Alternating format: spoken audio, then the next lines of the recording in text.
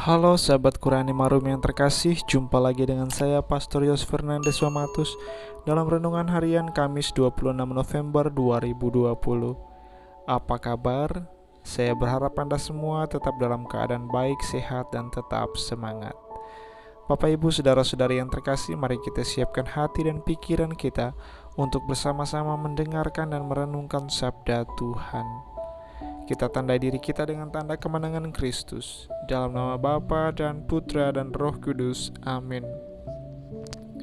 Bacaan pertama diambil dari kitab Wahyu, bab 18 ayat 1 sampai 2, dilanjutkan ayat 21 sampai 23, dilanjutkan bab 19 ayat 1 sampai 3, dilanjutkan ayat 9a.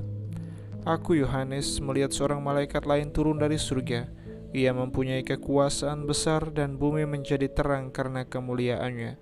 Ia berseru dengan suara nyaring, katanya, sudah robohlah Babel, kota besar itu. Kota itu telah menjadi tempat kediaman roh-roh jahat dan tempat bersembunyi semua roh najis dan segala burung yang najis dan yang dibenci. Dan tampaklah seorang malaikat yang kuat mengangkat sebuah batu sebesar batu kilangan, lalu melemparkannya ke dalam laut. Katanya, demikianlah kota Babel itu akan dilemparkan dengan keras ke bawah dan takkan diketemukan lagi. Suara para pemain kecapi, para penyanyi, para peniup seruling dan sangkakala takkan terdengar lagi di dalammu. Tak seorang pun ahli kesenian akan diketemukan lagi padamu, pun suara kilangan takkan terdengar lagi di dalammu. Cahaya lampu takkan bersinar lagi, dan suara pengantin pria dan mempelai wanita takkan kedengaran lagi di dalammu. Sebab para pedagangmu adalah pembesar-pembesar di bumi, dan oleh ilmu sihirmu semua bangsa disesatkan. Kemudian aku mendengar seolah-olah ada suara yang nyaring, seperti suara himpunan besar orang banyak di surga, katanya, Haleluya, keselamatan dan kemuliaan dan kekuasaan ada pada Allah kita, sebab besar dan adillah segala penghakimannya. Sebab dialah yang telah menghakimi pelacur besar itu, yang merusak bumi dengan percabulannya. Dialah yang telah membalas darah hamba-hambanya kepada pelacur itu. Dan untuk kedua kalinya mereka berkata, Haleluya, ya, asap kota Babel naik selama-lamanya. Lalu malaikat itu berkata kepadaku, tuliskanlah, berbahagialah mereka yang diundang ke perjamuan nikah anak domba. Demikianlah sabda Tuhan. Syukur kepada Allah.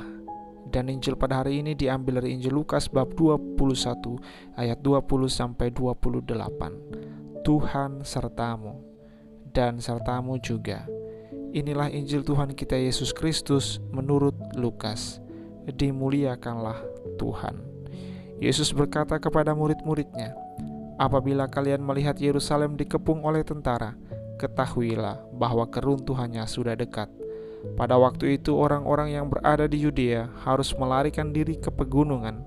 Orang-orang yang ada di dalam kota harus mengungsi, dan orang-orang yang berada di Saudara-saudari yang terkasih, Injil hari ini berbicara tentang hari kedatangan Tuhan Yesus yang kedua kali, yakni pada akhir zaman. Hari kedatangan Tuhan yang kedua itu digambarkan dengan suatu peristiwa kosmis atau peristiwa alam yang begitu mengerikan dan menakutkan. Bahkan di dalamnya dinubuatkan bahwa akan ada yang mati ketakutan karena cemas melihat begitu banyak peristiwa kosmis yang mengerikan dan menakutkan. Saudara-saudari yang terkasih, namun sebagai seorang beriman, kita semua diharapkan untuk tidak kehilangan harapan ketika harus berhadapan dengan berbagai-bagai peristiwa dan pengalaman yang mengerikan dan menakutkan. Tuhan akan datang sebagai Raja yang penuh kuasa dan kemuliaan. Dialah yang akan menguatkan dan menyelamatkan kita. Kadangkala kita terlalu cemas dan khawatir dengan apa yang akan terjadi di dalam hidup kita.